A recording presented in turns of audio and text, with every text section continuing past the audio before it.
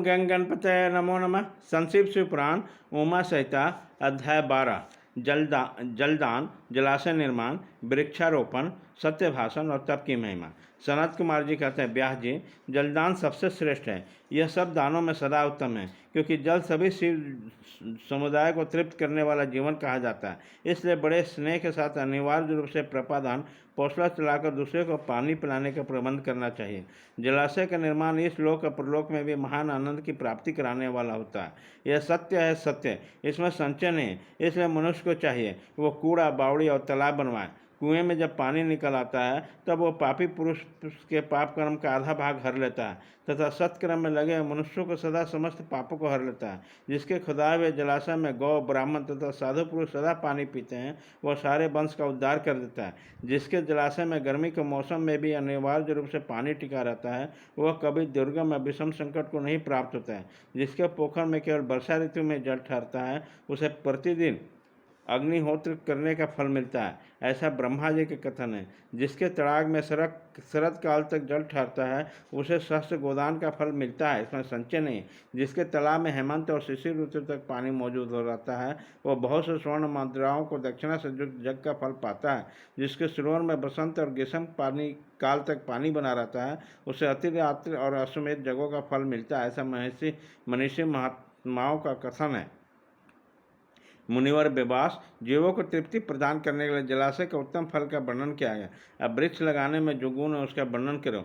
जो वीरान और दुर्गम स्थानों में वृक्ष लगाता है, वह अपनी बीती तथा आने वाली संपूर्ण पीढ़ियों को तार देता है। इसलिए वृक्ष अवश्य लगाना चाहिए। ये वृक्ष लगाने वाले के पुत्र होते हैं, इसमें संचय नहीं।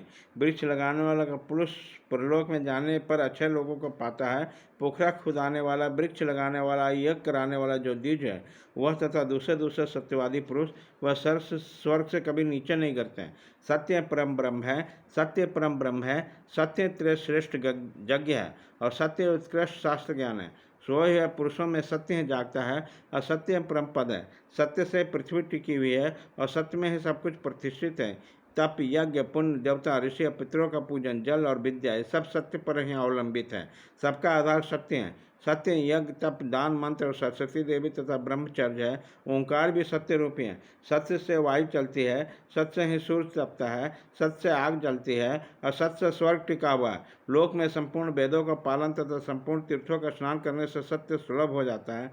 सत्य से सब कुछ प्राप्त होता है, इसमें संचय नहीं है। एक सहस्त्र अश्वमेध और लाखों यज्ञ एक ओर तराजू पर रखा जाए, दूसरी ओर सत्य हो तो सत्य का पल्ला भारी रहेगा। देवता, पितर, मनुष्य, नाग, राक्षस तथा चराचर प्राणियों से समस्त लोग सत्य से प्रसन्न होते हैं। सत्य को परम धर्म कहा गया, सत्य को ही परम पद बताया गया, और सत्य को ही परम ब्रह्म परमात्मा कहा गया। इसलिए सदा सत्य बोलना चाहिए। सत्यपरायण मुनि सत्यन दुष्कर कर तप करके भी स्वर्ग को प्राप्त हुए हैं, तथा सत्य धर्म में अनुरक्त रहने वाले सिद्ध पुरुष भी सत्य से ही स्वर्ग के निवासी हैं। अतः सदा सत्य बोलना चाहिए। सत्य से बढ़कर दूसरा कोई धर्म नहीं है। सत्य रूपी तीर्थ अगाध, विशाल, सिद्ध और पवित्र जलाशय है। उसमें जोग युक्त होकर मन के द्वारा स्नान करना चाहिए। सत्य को परम पद कहा गया।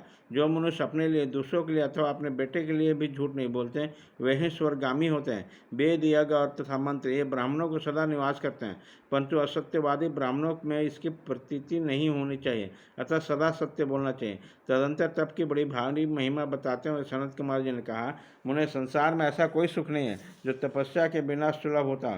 तप से ही सारा सुख मिलता है। इस बात को वेदवता पुरुष जानते हैं। ज्ञान, विज्ञान, आरोग्य, सुंदर रूप, सौभाग्य तथा शाश्वत सुख तप से ही प्राप्त होते हैं। तपस्वी से ब्रह्मा बिना परिश्रम के संपूर्ण विश्व की सृष्टि करते हैं, और तपस्या से ही विष्णु उसका पालन करते हैं। तपस्या के बल पर रुद्रदेव संहार करते हैं, तथा तप के प्रभाव से सेव असेव भूमंडल को धारण करते हैं।